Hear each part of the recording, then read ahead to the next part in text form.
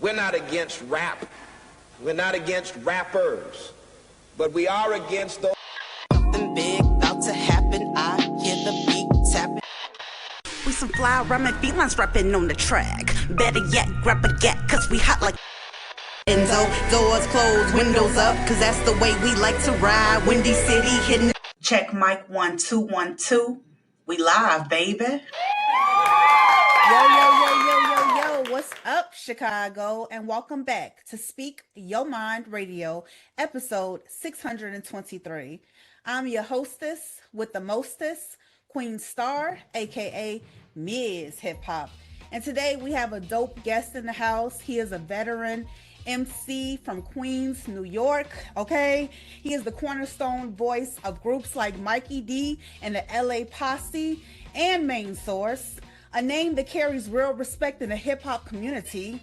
And he's here to talk about his brand new album, Poppin' Kim, Legends Don't Die, and also how he helped build the music distribution company Pass the Torch. So without further ado, up next to the mic, the one and the only Mikey D. What's up? You know what? Me and Big Vag is going to have to take you on tour with us because that intro right there was on point, and we need that every time we go on stage. So that's it. You're signed. You're rolling with us. Yeah. Thank you. I appreciate that so much. It was all for you, brother. Thanks. I appreciate it. I took it all in. Yes, no doubt. Okay. Oh, God. Okay, so Mikey D, here at Speak Your Mind Radio, we start off each and every interview with an icebreaker question for all the artists. So let's get started. Okay, cool. Let's do it. Okay, so let me say this. I know what your name means. You know, it stands for Mikey Destruction, and there's real power behind that. But tell us, how did you actually get your name? Well, the Mikey D was originally from, my first name is Michael. My last name is Deering, Deering. So Mikey, short for Michael, and then to shorten the Deering, I used the Dee, Mikey D. Eventually, I dropped the EEs off of the last name. And with the Destruction, that's because I was like, when I was younger, I was known for destroying anything in my path lyrically, microphones, MCs. I used to love to battle and all of that. So, and then when I drank 40s, I was even iller. So it was like, it was Destruction, So that was then when I was young. Now that I'm in my older adult years, the Destruction means it's like when they say build and destroy. You have to destroy the old to rebuild the new. So Mikey Destruction stands for I destroyed the old me. And now, where I am right now, this is the new me. So in order for me to reinvent myself and be new again, I had to destroy all of the old things that I was doing. So that's how now I'm still Mikey Destruction. Oh, okay. That sounds tight. All right. That makes sense. That makes a lot of sense. It's in your music too, so. Right. Absolutely. Yeah. Okay. So, Mikey, take us back to your earlier days in Queens, New York, and, tell us how that environment helped shape you becoming a battle rapper. Well, there's a lot of different people.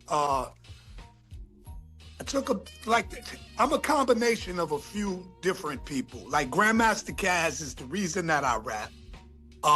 Kumo D, he's the reason that I battle. Eddie OJ and Will Seville, these are my mentors. They were like the Cold Crush brothers to us in Queens, you know what I mean? So they were both very lyrical and aggressive with the rhymes. So me being a young MC, like I'm like 12, 13 when I first started, through my early teens. The environment was just like, hip hop was fresh to us.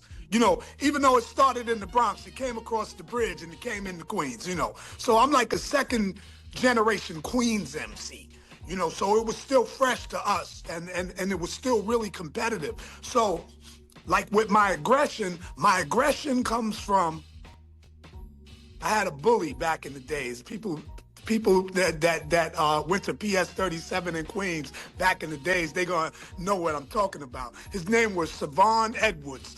Rest in peace, Sham God.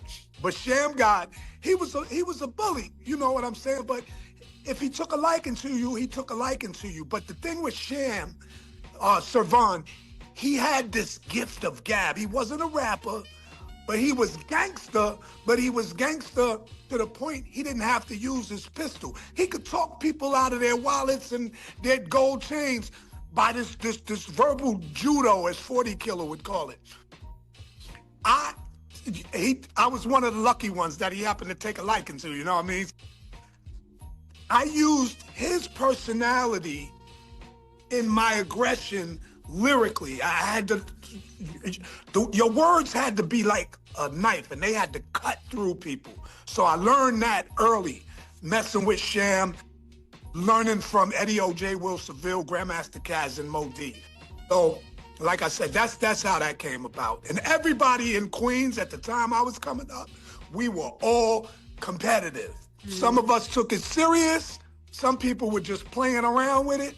I was one of them dudes. I took it very serious. I just wanted to be the nicest MC around the way.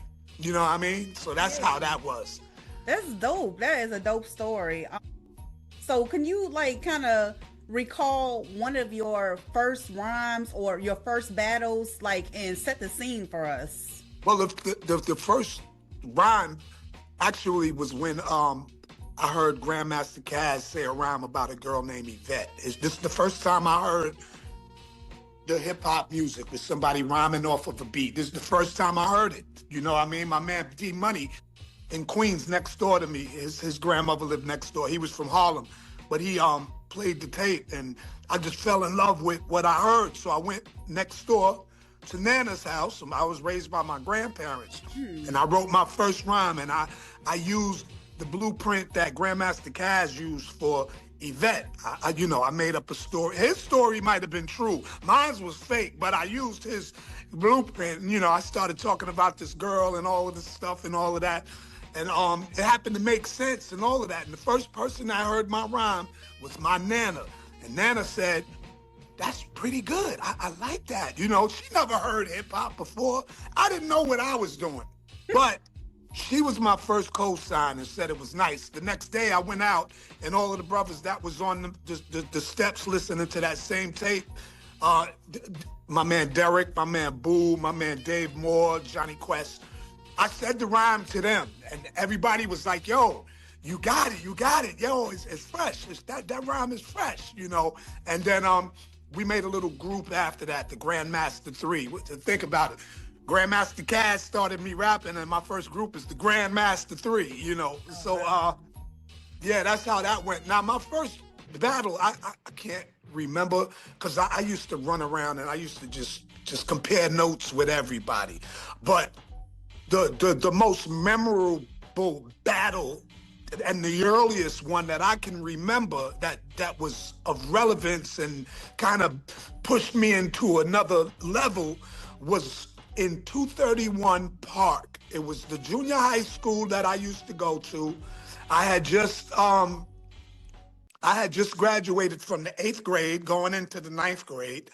And 231, they used to have these park jams. Like in the summertime when the school was closed, we had people like T Production, Bronx Style Al and them. They used to hook their music up to the electric box on the side of the school instead of the light post and all of that on the side of the school, you know what I mean? They knew how to sever the wires and hook it up and all that. So we used to rock in the park jams. And then one time I went there, I had just rocked the microphone the week before, the next week, like I'm from Merrick Boulevard.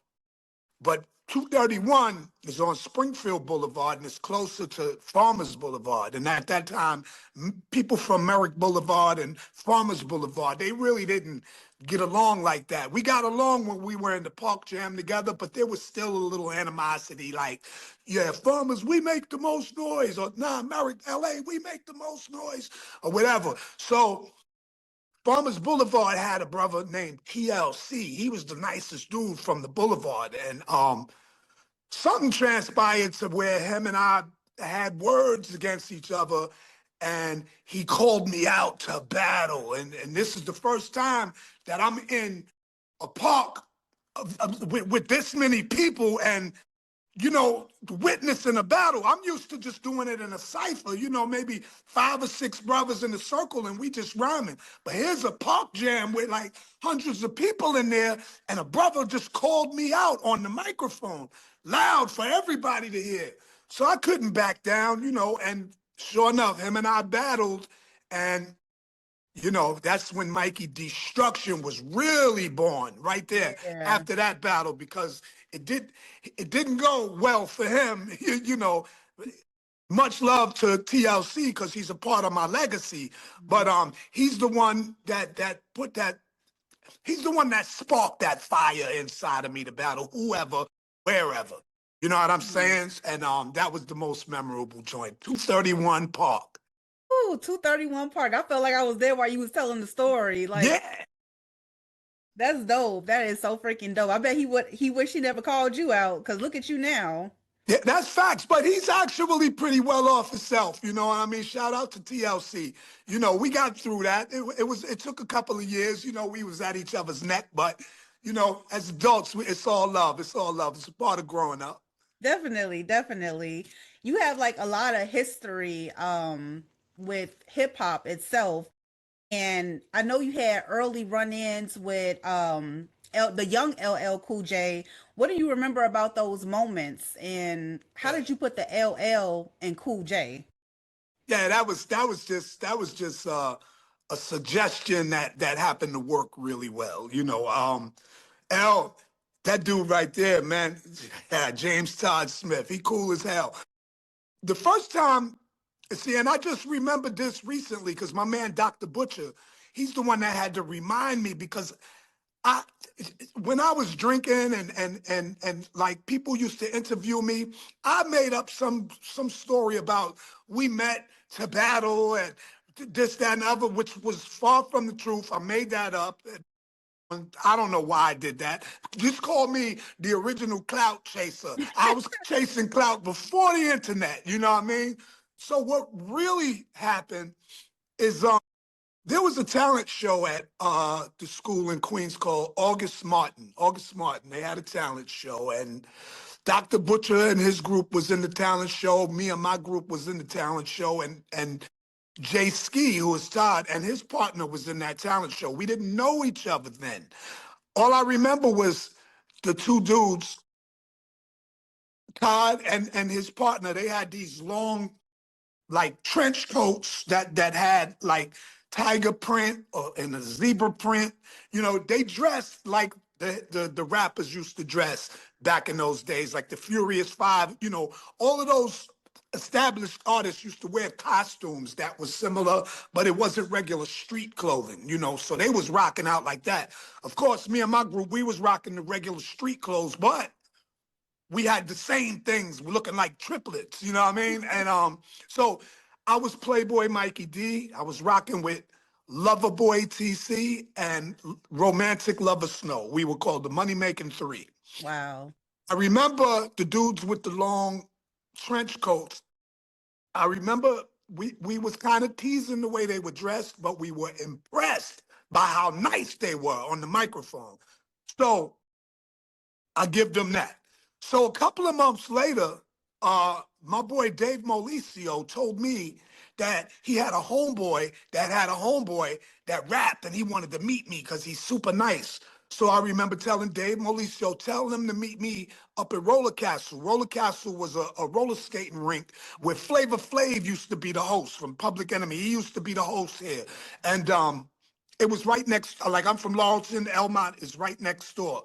And the roller skating rink was in Elmont. So anyway, come to find out, the brother that wanted my boy Dave Molicio, the brother that knows Dave Molicio, that was Mellow C. Mellow C was the dude from the doggone talent show that was rapping with LL Cool J, that had the trench coats on. And the dude that wanted to meet me was a young LL Cool J. Right. So we meet at this place. Like, I didn't put two and two together. I had already forgotten about the talent show, you know what I mean? But they put us together, you know, and what we did was we compared notes. I had a bag of rhymes. He had a bag of rhymes, but we had rhymes memorized. He had rhymes memorized. We were just going back and forth, just bouncing off each other, you know what I mean? And I was impressed by the similar cadence that he had to mine and the similar energy, the similar growl. We were the same age. We basically had the same backgrounds. Like, you know, he's telling me that his grandparents is, you know, he lived with them and I'm living with my grandparents. And it's like, we both the same age, you know, and it was just crazy. So anyway, I was like, this is dope. Two of us is dope because I thought I was the only one because I was mad young and I was already outside early, you know, and I just figured for me and him to rock together, that'd be super dope. It's two of us. What? So he started coming around the way. Like I said, his name was Jay Ski. One day he came around the way and he was like, yo, Mike, I changed my name to Ladies Love Cool James. No, he said I changed my name from Jay Ski to Cool James. And I'm like, yo, that's dope. That's dope, but we got to get something. We got to get you a nickname, something for the girls, you know. Because, like I said, I was Playboy Mikey D. You had Lover Boy TC, Manic Lover Snow, Ever Loving Kid Ice, Lovable Little B. Cool J was just Cool James. We got to get a name for him. So he's walking to the store and just fumbling around with names. And I said, Ladies Love. And he was like, what did you say? Like, you know what I mean?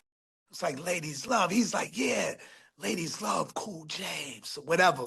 And that's how the Ladies Love Cool J was born. Because when he went on to make records with Def Jam, they figured that the name was too long. Ladies Love Cool James. That's too much. It's not going to fit on the label, blah, blah. But he wanted to keep it. And he kept it. He just broke it down to LL Cool J. So like I said, it was a suggestion that worked really well. All I did was suggested it. He did all the work to make it a household name, man. Salute to L. Wow, that's an incredible story. Salute to LL Cool J. Yes. Yeah. Wow. Nice. Yep. Okay, that's a nice story. I know that you competed in the new music seminar battle of world supremacy. Oh What was yeah. that experience like for you, especially like going up against other legends like Melly Mel? Well, that was right up my alley. I w- I was familiar with the new music seminar, but I would have never expected to be entered into the seminar. It actually was. I got blindsided by my entry into the new music seminar because what happened is, and I think I'm gonna blame Tila Rock for this one. Tila Rock and Mantronics, I'm blaming y'all for this one, all right? Because I just signed with Sleeping Bag Records, and Tila Rock played a major part in that, you know, letting them know this kid from Queens, he's nice, he likes to battle, and he got this energy, this street energy, and blah blah blah, you know. So I'm on Sleeping Bag Records. We already got two singles ready to rock and roll. Me, Posse, and Johnnie Quest, and they kept on telling Sleeping Bag how it would be a good idea, I guess, to put me in the seminar because I come from a battling background. Yeah.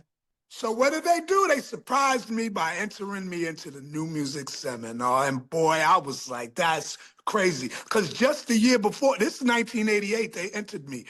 Just the year before, 1987, I had a record out called I Get Rough. And I I said, I'm too good for practice, a winner at heart. I don't break this mic, I blow the stage apart when I'm on the mic. Quest is cutting. They don't call me Mikey D Structure for nothing. I earned my name. The fame came with it. If you want it, I got it, but you got to come get it. Can you get it? Forget it. No one here could deal with it. You should point your butt to a chair and sit it. 1987 and a star is born. Now it's time for me to break out. I got to move on. I am Imperial, pro material. No, that's not it. Anyway, something about I don't even have to practice for the seminar. Something like that. I said that in the rhyme, and this was the year before. And then I wound up winning it the next year. But, you know, the first day was the preliminary where you had to battle to be placed into the real event. So they had the preliminary. If you lost that, then you was disqualified. So they put me up against another brother from Queens, one of my friends. His name is Mr. X. Mr. X, they had a record out. He had a record out called "You Know I Drink Oh Gold." It was a parody of "You Know I Got Soul" from Eric B and Rakim. Anyway, so we had to battle. I battled him and I edged him. I'm not gonna say I beat him. I edged him. I got the edge over him, and then I was qualified for the next day's event, which was the big event. This is where you had to battle. I must have battled at least 13 MCs that day or something like that. Each MC had 2 rounds, and there was like 4 drum machines on the stage, and you got to pick whatever beats you wanted to rock off of, and you battling whoever's in front of you, and you advanced every time you won, you know what I'm saying? And whoever you beat, they were disqualified until you got to the last person, and then that was that. So I went through all of the prior battles and was going through it like just doing what I do. And the last person I had to battle before Melly Mel was a brother named Bango, who's down with the Rhyme Syndicate. Real dope. Shout out to Bango. And so I edged him, and now they presented me with a belt saying, "You're the champion this year. You got it." Now, the thing that happened with Melly Mel won the year before I won.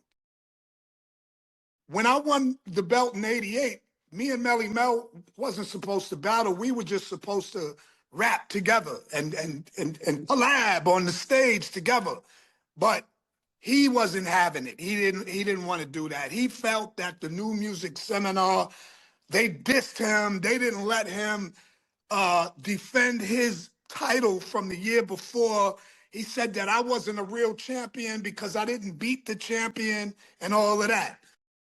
He said, if I'm a real champion, I would battle for the belt. And he threw his belt on the ground and said, the belt don't mean nothing, but it meant everything to me. You know what I mean? So I wasn't willing to battle for the belt because I just won this belt. And I'm thinking this is a freaking setup, unbelievable. You got Grandmaster Caz, the dude that inspired me to pick up a pen, with another legend and pioneer that I respected coming at me sideways, you know. So I'm kind of like, yo, this is unreal, you know. Nah, I'm not battling for this belt. I just won this belt. A real champion to battle for the belt, blah, blah. Yo, they was carrying on for real. So I'm like, yo, hold up, man. And I'm by myself. While Johnnie Quest was with me, normally I would have traveled with a whole crew, at least 20, 30 people, LA Posse, Boom Bash. But we was all partied out from the night before. So I was lucky enough, and Johnnie Quest was lucky enough to get up and get on the bus and train and go. But so we ain't have no crew. And so it just went left. The crowd really talked me into it. Like, yo, go Mikey, blah, blah. So I'm like, damn, I can't let the people down. I'm looking at Melly Mel carrying on. I'm looking at his belt on the floor. I'm looking at my belt, and I'm looking at Caz like, yo, F it. Boop, drop my belt on top of his. Whoa. Now it was time to go. First round, he says a rhyme that was more educational than battling. You know what I mean? It was a very mature lyrical rhyme. which is cool. I take nothing from him. But this is not the time or the place to be trying to preach and teach. This is the time to come out swinging. Put your dukes up, because I'm not going to fight you with a chalk and a blackboard. It's going to be the microphone is my weapon. You know what I mean? So I went at him. I went straight at him. Like, I wasn't going to try to go rhyme for rhyme and spit some intelligent, intellectual stuff when we battling. You just disrespected me in front of all these people. I am not going to just say a regular rhyme. I got to get you back. I got to be witty about it. And this is a battle. So I did what I did, and the crowd, they went crazy.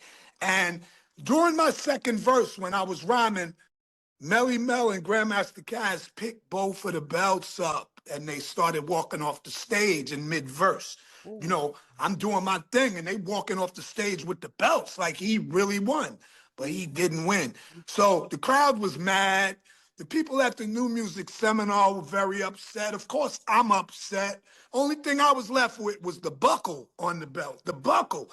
I needed the belt. I needed the gold part, all right? So he got away with the belt, and about 2 weeks later, Tim Silverman, who ran the seminar, they made me a brand new belt. So wow. I wound up getting a new belt. The belts, I had it hanging up in Poppin' Kim and all that. But yeah, Melly Mel, you still owe me a belt, bro. But I love you. I love you, man. Word up. Oh my God, that's an incredible story. It kind of goes back to your bullying days. You know, they were trying to bully you for that belt, you know, so to speak, you know. Yeah. But, and you kept it real. You gave the crowd what they wanted, and you put on a good show like you always do, you know? Yeah, I had no other choice. He pushed my back to the corner. I had no other choice but to come out fighting, because if I wouldn't have, the people wouldn't have let me live it down. And even then, after I beat him, people was ready to, you know, make moves and all of that. And I was like, nah, don't do nothing stupid, because if we do something stupid, that's going to reflect on me. Not that I cared about my music career and all of that. I'm talking about in general. Like, this is a pioneer and an icon, and I'm a new schooler. I'm on the come up. This is what I want to do. And these guys are the reasons that I'm able to do what I do. So at the same time, what he did was some cowardly stuff, but I had to respect him as the person that he was. You feel me? But I also defended my reputation, you know, but I just didn't want to see no bodily harm or anything, no harm done to him. It wasn't that serious. Yeah. Just like the East Coast, West Coast beef type. Yeah, nah. Yeah, I feel. And see, at that particular time, we were still going through the Queens versus the South Bronx, and you know what I mean, new school versus old school. Right. We was going through that, you know. So whatever, I held it down. Okay. We probably gonna have to do a part 2. You down for that? Anytime. Oh no, when I say part 2, I mean like the same, like right after this. Yeah. Okay, because I have some more questions for you, but we only got 10 more minutes left. Maybe we can fit in one more question before we get to part 2. Is that cool? Yeah, it's all on you. I'm here. Okay, so I wanted to talk to you about the Poppin' Kim store, you know, because I know that played a major part in your journey and in the culture. So what made that spot so important to you, like growing up and everything? That's because Poppin' Kim was in the center of Laureton, where I'm from, 229th Street and Merrick Boulevard. When I first started coming outside and like really breaking night and hanging out and you know, drinking with the fellas and doing big boy things as a youngster, Poppin' Kim was the place to be. You know, they had the coldest 40s on the planet. My man Reese Lover, God rest his soul, used to keep the 40 ounces inside of the ice cream freezers. So when you bought the 40s, they had ice in them. You popped them 40s and slush was coming out. Woo! And then they only costed $1.50. They started out at $1.35, but then they went up to $1.50. But all of all of the rappers from Queens that drank beer and at the time, they would pull up to Poppin' Kim's and you could see anybody at any given time. Run DMC, Fat Boys, you would see them up there buying cases of 40 and just going about their business. I even have a clip of Psycho Les from the Beat Nuts and DJ Muggs from Cypress Hill talking about Poppin' Kim when he came from Cali to go to Poppin' Kim, how cold those 40s were. So that played a major role in my upbringing as an MC because the more I drank, the more I would freestyle. Whoever was up there, they had to come through me or encounter me, not go through me, but they had to, we would bump heads. Either we was gonna battle or we was gonna compare notes or rock out in a cypher together. So that kind of got me in shape to do what I do. So it was only right to name the album Poppin' Kim because I couldn't bring back a 17-year-old Mikey D, but I could give you a 58-year-old Mikey D with a 17-year-old energy.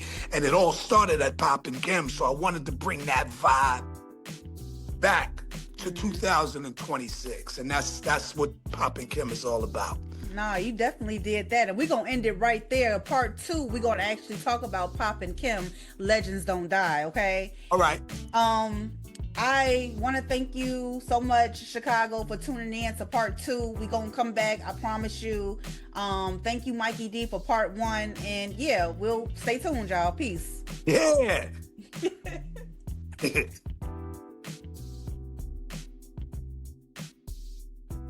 What happened? Gotta end the recording. Hold on. Okay.